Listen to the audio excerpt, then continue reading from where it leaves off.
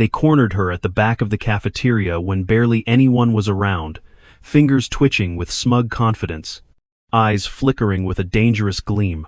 Two boys tall, broad-shouldered, and evidently used to taking what they wanted, blocked both sides of the narrow space. The smell of cheap cologne, combined with the lingering scent of microwaved pizza hung in the stale air. Their leader, Mason Garcia, shot his friend a cocky smirk as his hand inched toward the girl's waist. She stiffened. He paused just to see the shock in her expression. But there was something else in her eyes that day, something that wasn't exactly fear, more like a suppressed fire threatening to erupt. His knuckles brushed against the back of her sweater. He expected her to flinch, to beg them to leave her alone. Instead, she breathed in slowly, as if every second had been calculated in advance. A flash of tension crossed her face. Then she delivered a move that sent Mason staggering backward, knees hitting the cafeteria floor. His friend, Jace, cursed. Confusion flickered across both bullies' faces, and a few startled onlookers gasped. No one had anticipated that this petite girl would retaliate, least of all, Mason, who had built his reputation on intimidation and brute force. Less than 5 minutes earlier, she had been quietly eating her turkey sandwich, eyes down, shoulders hunched. She was known as Jade Ingram, new junior transfer at Maple Creek High. No one suspected she carried secrets from another life, or that her late grandfather's legacy had shaped her more than any cheer squad or tutoring session ever could. Mason believed in exploitation. He saw Jade's unassuming nature and decided she was easy prey. But at the very moment his fingers grazed her, Jade had recalled her grandfather's most emphatic lesson: never let them break your spirit. The incident escalated with frightening speed. One jerk of her wrist, a quick twist that seemed improbable for someone of her size, and Mason tumbled like a felled statue. Jade didn't gloat or smirk. She simply stared at him, breathing through clenched teeth. Jay sprang forward, aiming to grab her arm, but by then the cafeteria supervisor rushed in, apron flapping as she shouted for them to knock it off. Jade took 2 steps back, never breaking eye contact with Mason, whose face burned with fury. He wanted revenge. And although Jade had no interest in continuing the brawl, she sensed that this was only the beginning. She left quickly, weaving through the crowd until she reached the hallway by the art rooms, where the faint smell of acrylic paint clung to the walls. She found a moment to compose herself, heart pounding in her ears. She inhaled and exhaled in measured intervals. She knew she shouldn't have let them get to her. She could almost see her grandfather's scribbled notes in the back of her mind, the lines of text about controlling anger and never striking unless truly necessary. A flash of regret mingled with relief. Had she escalated the situation, or had she done exactly what was required to stay safe? Then came that memory. Her first week at Maple Creek High, she'd overheard Mason's name in hushed tones. Something about him being unstoppable because his father, Officer Julio Garcia, had strong ties not just in the local police department, but also with the principal's office. Mason, rumored to be heading to a state wrestling championship, projected an air of entitlement that was almost impossible to challenge. He and Jace Carter made a vicious duo. Jace had a habit of accidentally knocking books out of people's hands or leaning over desks to hiss nasty remarks during class. Everyone put up with them because they saw no alternative. But Jade believed in alternatives, and she had never been one to accept injustice quietly. She shoved the memory aside. The present moment demanded caution. She felt certain Mason would come after her again. Sure enough, less than 20 minutes later, an announcement over the tinny loudspeaker summoned Jade to the main office. Principal Larkin's voice was monotone, no mention of conflict, just a cold directive.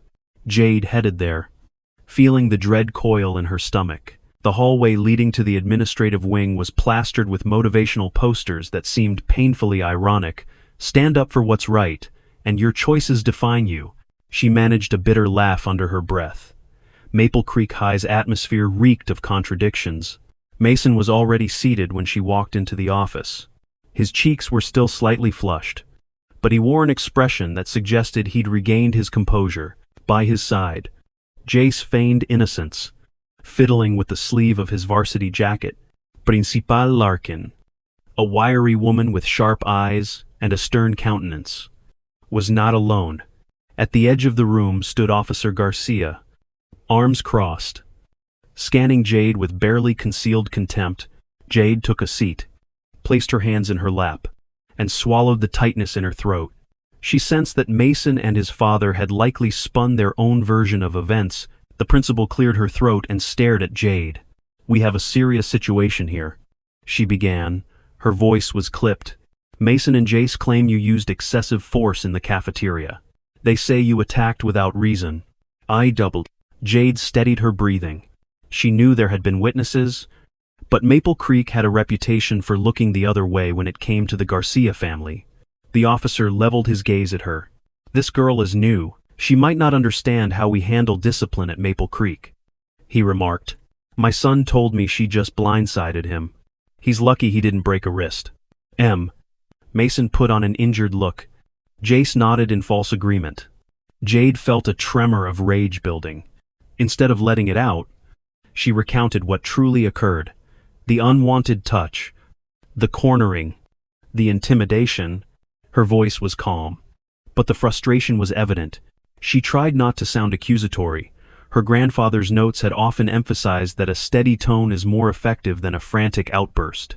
Principal Larkin blinked, glanced from Jade to the father, then back at Mason. "Is this true? Did you grab her?" she asked. Although her tone suggested she barely believed Jade's side, Mason shrugged. "She's exaggerating," he insisted. "We were just messing around. She freaked out and knocked me down. That's not normal. People don't just flip other students like that for no reason." Officer Garcia leaned in, speaking in an almost threatening whisper. "Young lady, do you know how serious it is to assault someone on school grounds? We could have the authorities pursue charges." Jade locked her gaze on him, ignoring how her heart stuttered in her chest. She responded, "I was defending myself. You can talk to the cafeteria workers if you want. They saw it." Principal Larkin looked uncomfortably. "Let's all calm down," she said. "I have to investigate further before making any final decisions. In the meantime, Mason, Jace, go back to class. Miss Ingram, you do the same. But let me be clear. There will be zero tolerance for further violence." Jade excited, still feeling their glares drilling into her back. She was well aware this was only a temporary reprieve. Any illusions of anonymity at Maple Creek were gone. When she arrived at her locker, she found graffiti scrawled on the door. "Watch your back, freak." A spark of cold dread replaced any lingering satisfaction from having thrown Mason to the ground. She spent the rest of the day under a shadow of anxiety. Teachers asked questions about her well-being. Classmates whispered, occasionally glancing her way with looks of startled respect or cautious curiosity. She kept thinking about the battered old suitcase she kept under her bed at home, filled with various notebooks and letters her grandfather had left behind, some referencing events she hadn't fully deciphered. One paper in particular had caught her eye weeks ago. It hinted at a hush-hush arrangement involving local officials, possibly including someone from Maple Creek's department. Jade had never connected the dots until now, but the name Garcia appeared scrawled in the margin, as though it were significant. She wondered if there was a link to Mason's father. Hurrying to the bus loop, Jade cast quick glances over her shoulder, half expecting Mason and Jace to be lurking behind some parked van. Instead, she bumped into a slender boy with unruly hair. His name tag read, Elliot, Student Media Assistant. He held up a camera, stammering an apology. Jade brushed it off, hurried past him, and managed to slip onto a bus that rattled her all the way to the small house she shared with her mother. Once inside, she locked herself in her bedroom and immediately reached for that battered suitcase. The notes, labeled in her grandfather's hasty handwriting, detailed a pattern of suspicious cover-ups. She noticed that whenever the name Garcia appeared, it was associated with questionable arrests and mysteriously closed cases. The date stamps indicated these events happened nearly 10 years ago, when Jade was just a child, A chill prickled along her arms. Could it be that Officer Garcia was that same man her grandfather had suspected of corruption? It was bizarre to imagine that the father of the bully who harassed her might have a deeper link to the murky secrets her grandfather attempted to expose. She spent hours poring over those pages, studying lines of text that referenced hush money and retracted testimonies. The more she read, the more she suspected that Mason's father had a questionable reputation beyond the friendly facade he displayed for Maple Creek's parent community. Yet Jade's own father wasn't around to confirm or deny these details. She'd passed away soon after she was born. And her grandfather, a retired private investigator, had gone shortly after Jade's middle school graduation, leaving these cryptic documents behind as part of her inheritance. Tugging at the corners of a particularly yellowed page, Jade spotted a handwritten note. Maybe threatened by Garcia's associates. Talk to Perkins at the station. She studied each letter, her pulse thudding. There was no guarantee any of this would help her situation. But it did show there might be a reason for the principal's leniency toward Mason. If Officer Garcia had local power or sway, that could explain Maple Creek's reluctance to punish him. Jade carefully returned the notes to the suitcase, then slid it under the bed again. The next morning, she walked into school braced for retaliation. Sure enough, at her locker, the same vile message from the day before had been retraced in heavier marker. Before she could even spin the dial on her lock, a group of 4 students filed past, all wearing matching smirks. Jace was at the center, but Mason was nowhere to be seen. Jade opened her locker, swapped out her textbooks, and willed herself to remain composed. By lunchtime, the rumors had spread like wildfire. Some claimed Jade attacked Mason with lethal force. Others murmured that she'd trained as a martial artist. She sat alone, nibbling an apple, while silent clusters of students observed from afar. Then the cafeteria door slammed open. Mason marched in, heading straight for her table, his face set in a grim scowl. A hush fell over the room. He stopped in front of her. "You think you're tough?" he snarled. "That stunt you pulled was a huge mistake. I don't care who you think you are. People around here know better than to cross me." Oh, a dozen pairs of eyes were on them. Jade sensed everyone's expectation. Maybe they wanted another fight. She felt the tension in her muscles. Her training screamed at her to stay calm. She stared at him, not rising from her seat. "I'm not looking for trouble," she said quietly. Her pulse raced. "But I won't be your victim." Mason's jaw tightened.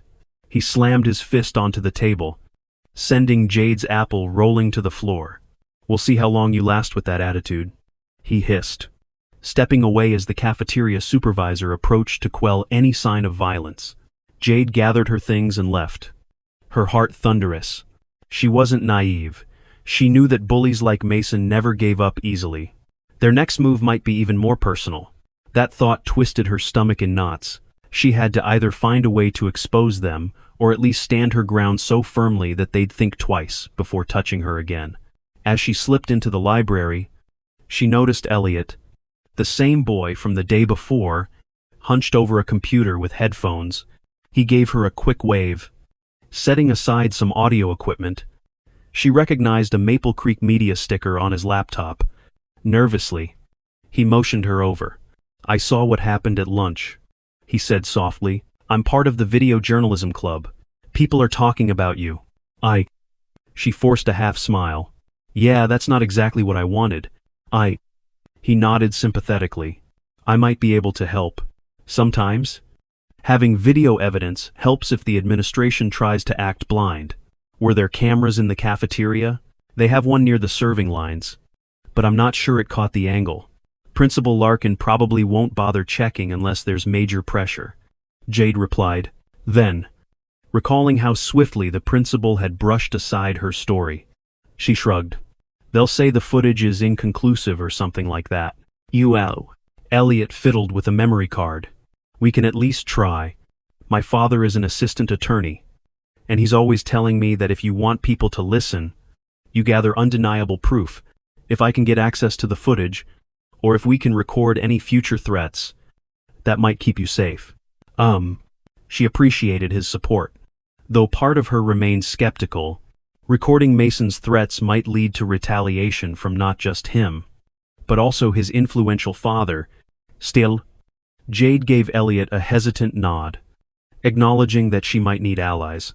For the remainder of the week, she managed to avoid further direct altercations.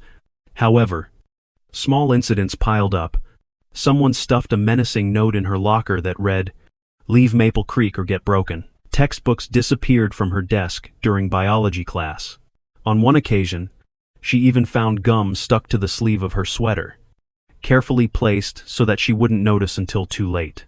She was certain it was Mason's crew, especially since Jace often lingered near her in the hallway. Smirking.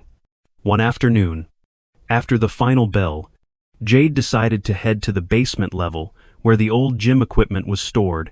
She'd heard it was mostly abandoned. She hoped for a quiet place to de-stress and practice a bit of self-defense footwork.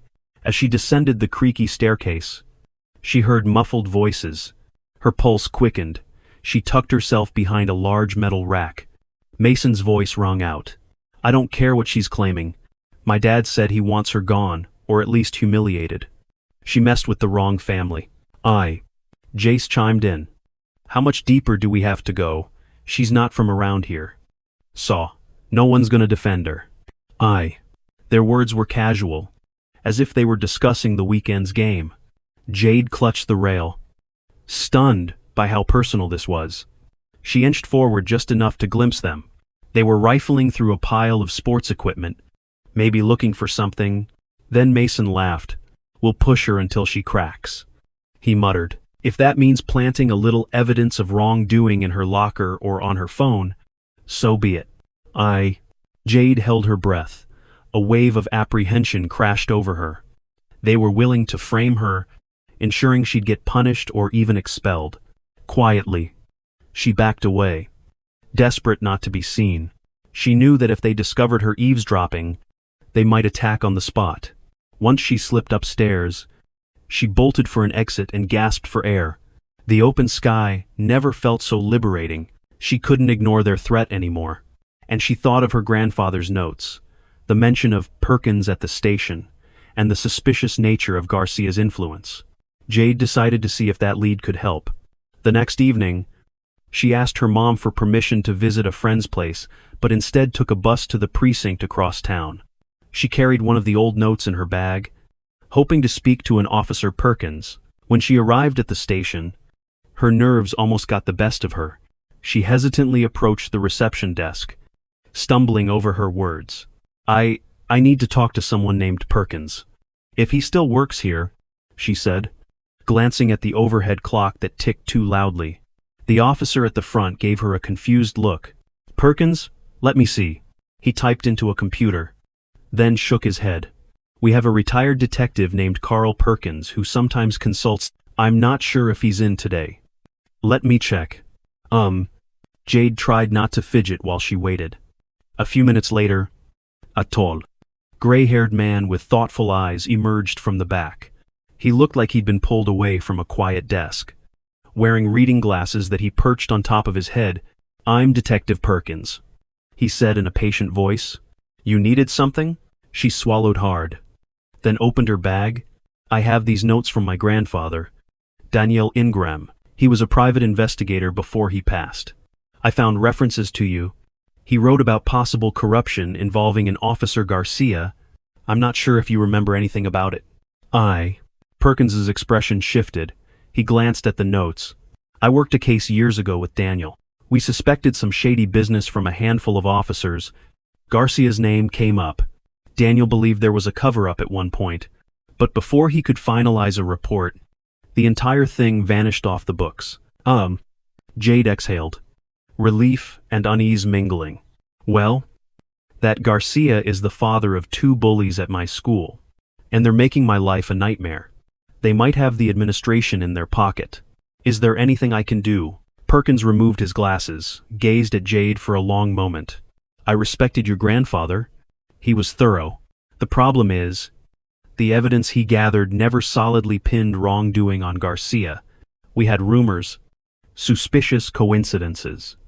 but never a smoking gun. If you're facing harassment, you should talk to a school counselor or a lawyer. I'd also advise documenting everything. Your best shot is shining a light on it. He handed the notes back to her. She felt a flicker of disappointment but thanked him. As she turned to go, Perkins added quietly, "I'm sorry about your situation. Jade. Daniel always said you were bright. Just remember, dealing with people who have power is tricky. Keep your guard up." Ibrué. She made it home late. Her mother worried sick. The next morning, Jade felt no closer to a solution. But at least now she understood that her grandfather's suspicion about Garcia was never fully resolved. She clung to the idea that if Mason and Jace tried anything extreme, she'd gather enough proof to blow their scheme open. The days that followed proved to be a minefield. Mason's crew spread vicious gossip, whispering that Jade dealt drugs or cheated on tests. She got suspicious glances from teachers who previously had no issue with her. One morning, she found a scribbled note outside her locker that read, "We'll make sure you disappear." She recognized Jace's slanted handwriting from a class assignment. Despite it all, Jade refused to shrink away. She continued attending classes, studying alone in the library, and even started practicing discreet self-defense maneuvers behind the school's old annex. Occasionally, she spotted Elliot discreetly filming incidents from a distance, trying to capture the reality of the harassment. Then one Wednesday afternoon, she noticed a text message from an unknown number. "Meet me by the track field after the last bell. I have info about your grandfather's files, come alone." Her pulse spiked. She had never shared her grandfather's investigation with any of her classmates, except a vague mention to Elliot. Could it be him texting from a new phone, or was this a trap? She weighed the risks.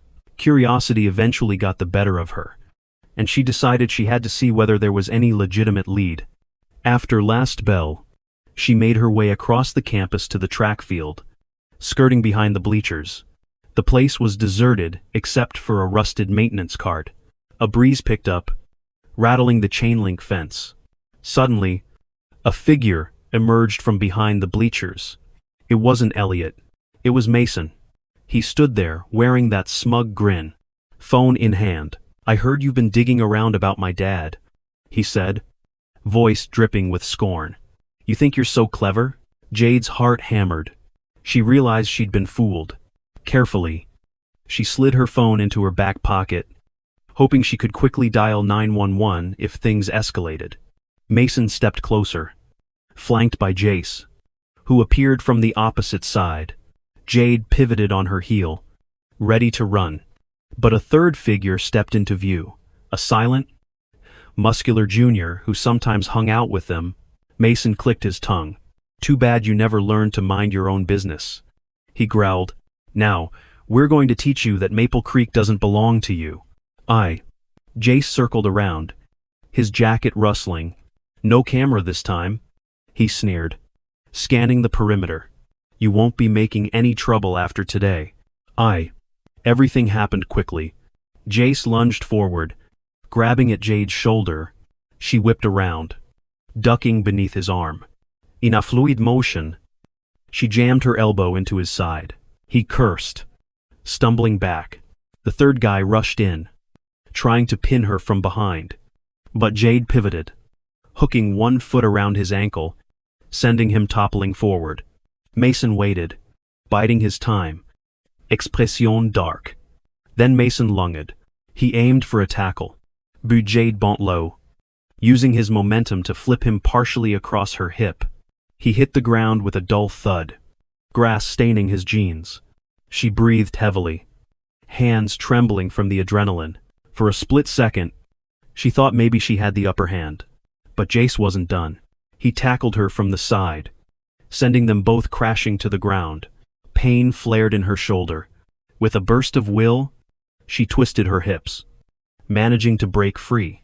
She scrambled to her feet, conscious that all three of them were still able to fight if they so chose. Mason got up, livid, lips twisted in a snarl. She backed away, scanning for an escape route, only to realize they'd encircled her near the fence. "Look at that," Mason hissed, flexing his stiffened fingers. You really think you're unstoppable? Jade's heart hammered in her chest. She thought about screaming, but they were too far from the main building for anyone to hear easily. Then a voice rang out from behind the bleachers. What the hell is going on here? Elliot appeared, camera in hand. Breath ragged as if he'd been sprinting, Mason froze, face contorting. Turn that off, he barked, stepping toward Elliot. Jade seized the opportunity. She bolted for the gap in the fence, urging Elliot to do the same. Mason lunged after them, but Jade kicked the side of the bleacher frame, which banged loudly and briefly disoriented him. Jace shouted an expletive, and in those few frantic seconds, Jade and Elliot dashed onto the track field, then across the open grass, toward a side exit. Adrenaline still roared in her veins when they finally made it to a more populated area. Elliot panted, gripping his camera. Got some of it on video, he stammered. I followed you because I had a bad feeling about that text message. I recognized the phone number. Mason used it for pranks before. Jade fought the urge to collapse from sheer panic. Thank you, she gasped. You probably saved me from a worse beating. Elliot nodded. Expression grim. We need to show someone. This can't keep happening. But Jade hesitated. Could they trust the principal or the local authorities when Officer Garcia was likely calling the shots behind the scenes? She swallowed her misgivings. They had to do something back at home. She paced her bedroom, reliving every instant of the confrontation by the track field. Her mother was pulling a late shift, so Jade had the place to herself. She gathered her grandfather's notes, reread the details about suspicious cover-ups, and realized that unless she made this public, Mason's father would continue to manipulate the system. Telling Maple Creek's administration might not be enough, especially if the principal deferred to Officer Garcia. Late that evening, she texted Elliot, "We need maximum exposure, or this goes nowhere." He responded almost instantly. "I can do an expose on the Maple Creek media channel. We'll post the footage. Share your story." Her fingers trembled as she typed back. "Let's do it, but we need to be careful with the angle.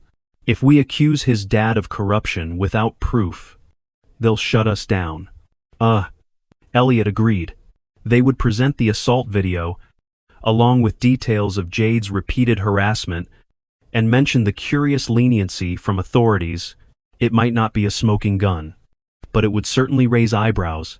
The following day, Jade met him in the media lab. They compiled the clips he'd captured, grainy footage of the track field attack, plus a snippet of Jace's earlier threats near Jade's locker. Elliot pieced it together, overlaying text about the timeline of events. Jade declined to reveal her grandfather's notes on corruption. Those she kept hidden for the time being, not wanting to tip her hand too early. When they finished, Elliot pressed upload, and they watched as the short expose, titled "Behind Maple Creek's Bully Problem," began processing. It wasn't official school content, but a private channel that Elliot managed with a handful of students. They shared the link among friends who'd also had negative experiences with Mason's group. Within hours, it started racking up comments. Some from students claiming they'd been shoved or threatened, others confirming the administration's inaction. By the next morning, the video had spread far enough that even staff members whispered about it in hushed tones. Jade tried to maintain a low profile, but half the hallway seemed to watch her with newfound interest. She could sense that the tension was building to a breaking point. During third period, the loudspeaker crackled. "Jade Ingram, please report to the principal's office immediately." She grabbed her backpack, bracing herself for another showdown, half expecting to see Mason's father in the office again. Instead, she found Principal Larkin alone, stoic behind her desk.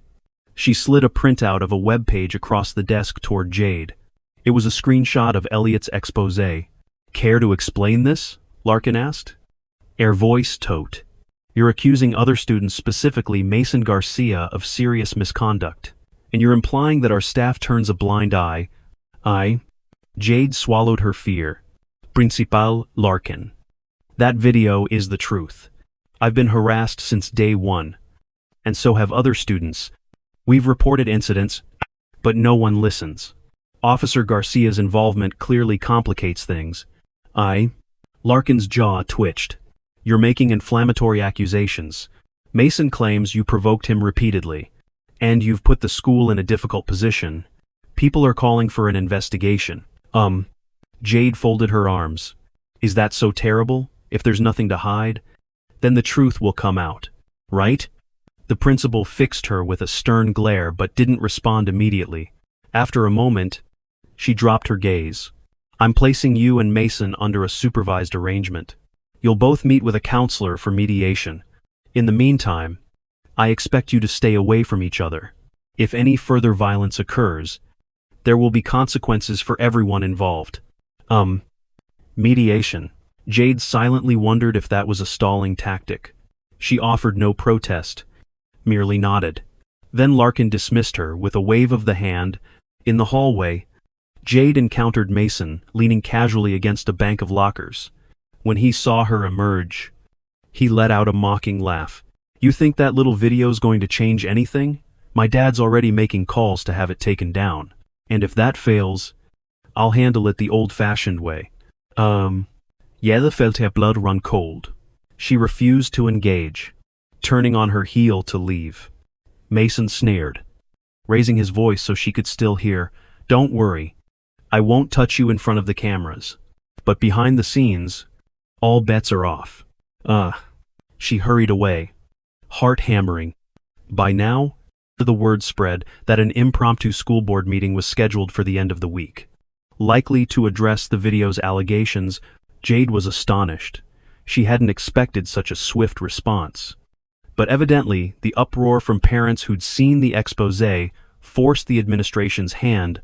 A few parents had demanded accountability, possibly annoyed that their kids had faced bullying from the same clique. Over the next days, Jade found it increasingly difficult to concentrate in class. She stayed alert for any sign of Mason's cronies. Jace scowled each time they passed in the hall, muttering insults under his breath. But he never dared to attack her openly. The tension felt like a balloon inflated to its limit, ready to pop. Finally, the day of the school board meeting arrived. Jade got a pass to skip her last class so she could attend. Her mother, who had taken time off work, sat next to her. Elliot was present, camera stowed discreetly under his arm. Principal Larkin, a few teachers, members of the school board, and various parents filled the seats in the main conference room. Mason sat alongside Officer Garcia, whose stony glare bore into Jade. The proceedings began with a board member reading out concerns about widespread bullying. The floor was opened for testimony. Several students recounted negative interactions with Mason or Jace. Jade watched them with gratitude and sadness. Seeing how many had been living in fear, then came her turn to speak. She stood, voice shaking slightly, but she laid out every detail. The cafeteria assault, the track field ambush, the hateful notes. She mentioned the reluctance of staff to intervene, the intimidation that Mason's father enabled. Officer Garcia demanded permission to respond. When granted, he launched into a tirade about how Jade was slandering his family and tarnishing his impeccable record as a law enforcement officer. He insisted Mason had never been violent unless provoked. Then Mason spoke, attempting to paint Jade as some cunning outsider who wanted to stir trouble. He even alluded to strange documents she possessed, hinting that she was obsessed with conspiracy theories involving local police. The board members looked uncertain, shifting in their seats. The tension was so thick, Jade could barely breathe. She felt her mother's hand on her shoulder, a quiet show of support. In that instant, Jade made a choice. She asked for permission to show additional evidence. Elliot quickly stood up, offering to connect his camera to a nearby projector. Principal Larkin frowned, but the board members agreed to see whatever new material existed. Elliot queued up a clip. On screen, the entire conference room watched in stunned silence as the hidden camera footage from behind the track field played out. Mason luring Jade there with a fake message, Jace lunging at her, the third accomplice attempting to pin her down, Mason's threats to teach her a lesson before Elliot appeared. There was no audio for the entire scene, but it was enough. People murmured, pointing at the violent takedowns. At last. Yada Sayhed. This is what I've been dealing with, and he thinks he's unstoppable because he and his father can cover it up. Officer Garcia attempted to interrupt, but one of the board members silenced him. The shift in the room was palpable. Suspicion now hung over the father-son duo, and even Principal Larkin seemed rattled. When the footage ended, a board member turned to Officer Garcia. Would you like to clarify why your son was lying about this incident? The officer's face darkened, and he stammered that the video must have been fabricated or out of context. But the evidence was stark. There would be an official investigation. For the first time, Jade sensed victory. Yet Mason stood up, eyes blazing. He spat. You just watch. This doesn't end here. Then he stormed out. Ignoring his father's demand to stay put, the meeting continued a while longer. With the board promising immediate disciplinary action, Jade's mother squeezed her hand in relief. But Jade felt uneasy, remembering Mason's final threat. Sure enough, only an hour later, as Jade was leaving campus, she noticed Mason skulking by the student parking lot, eyes wild with desperation. His father's facade of authority had crumbled. Mason now looked like a cornered animal. He advanced on Jade, fists clenched. Ignoring the handful of onlookers who might be filming with their phones, she kept her distance but realized this confrontation was unavoidable. He growled, You ruined everything. They're suspending me. Maybe even expelling me. Dad's getting heat from the department. All because of you. Jade braced herself, feeling an odd empathy.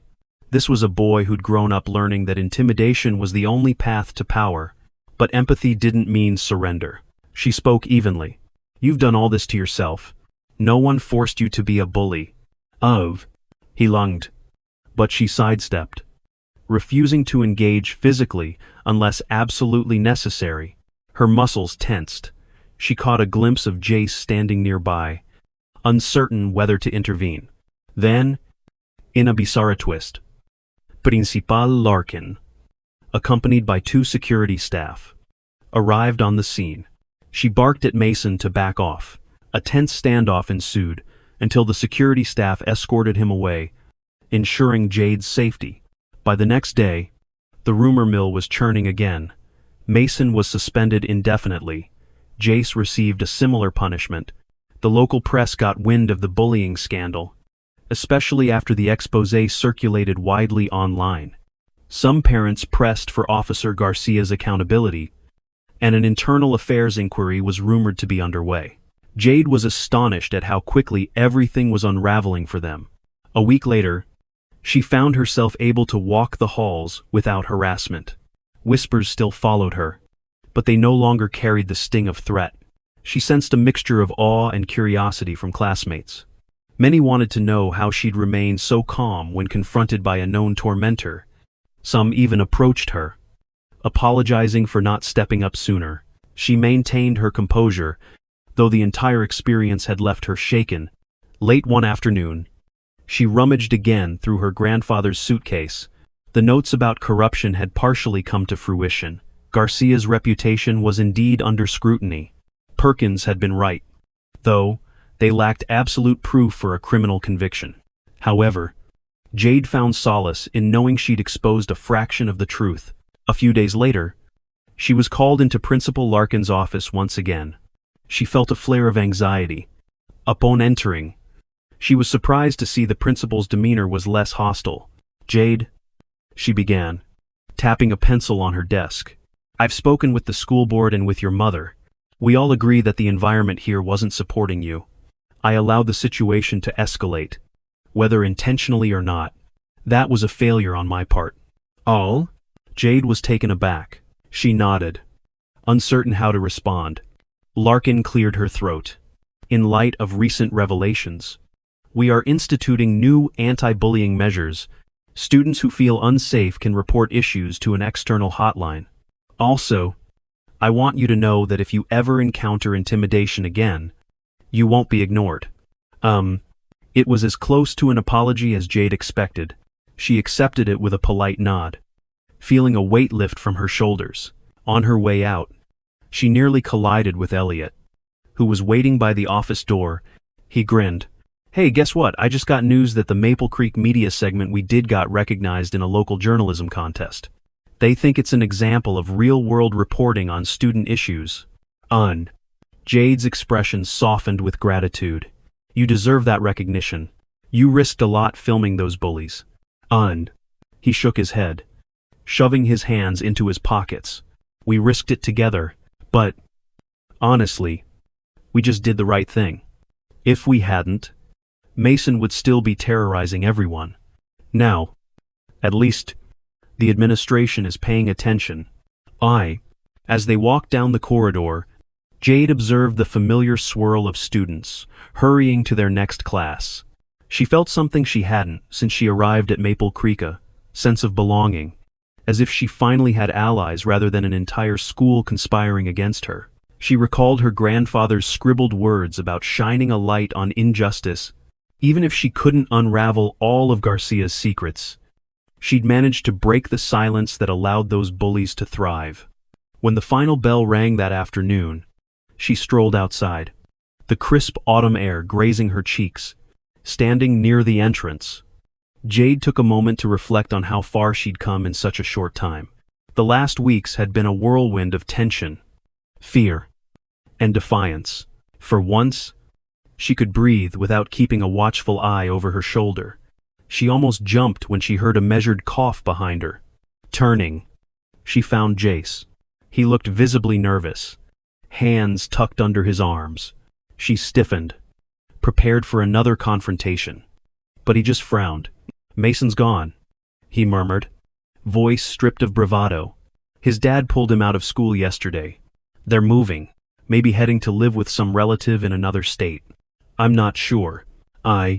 Jade didn't know what to say, so she remained silent. Watching him, Jace cleared his throat again. I wanted to say I'm sorry. For all of it. I've never done that before. So don't expect me to say it twice. But I should have known better." She let out a slow breath, evaluating whether he was sincere. "Okay," she replied, with a subdued nod. "It doesn't erase what happened. But, thanks."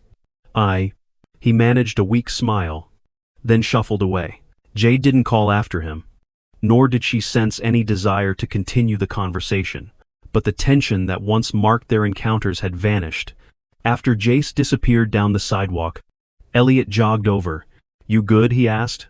She looked up at the sky, tinted with the colors of early evening, and then back at him. "Yeah, surprisingly. I am." The next few weeks at Maple Creek High slipped into a more peaceful routine. Jade focused on catching up with academics, spending lunch breaks chatting with Elliot and a few new acquaintances who admired her courage. Some still spread rumors, but nothing compared to the threats she once faced. On a chilly afternoon, she ventured to the worn bleachers again, alone this time, recalling the near ambush with Mason. The seats creaked as she settled onto the second row, hugging her backpack. She wondered about the new path that might unfold. Now that the bullies had been exposed and forced to face the consequences, she considered the possibility of releasing her grandfather's corruption notes more widely, maybe letting Detective Perkins see them in full. But for the moment, she felt a calm sense of closure about the immediate threat. In a gentle hush, the wind rustled through the chain-link fence, reminding her of the day she escaped that confrontation. She closed her eyes, letting the cool breeze wash away the lingering tension. Her phone buzzed with a text from her mother. "How's it going? I'll be home by 7. Jade typed back a quick, "All good here. See you soon." End of. All good. It wasn't perfect, of course, but it was a world away from the turmoil of her arrival. If there was one lesson Jade took from the entire ordeal, it was that silence enables bullies to flourish. Action, even if it comes with risks, is what breaks their hold. She pictured her grandfather's suitcase under the bed, filled with investigations left incomplete, seeds of truth he'd hoped she might someday uncover. She promised herself that if she ever encountered a situation demanding truth, she wouldn't back down. She would step forward, speak up, and if necessary, defend herself as she had done against Mason. Eventually, she rose from the bleachers. The wood creaking beneath her feet one last time, she walked off the field, head high, prepared for her next chapter. And though the memory of those bullies' hands where they shouldn't have been still burned fresh in her mind, she felt a quiet satisfaction knowing she'd put them in their place once and for all.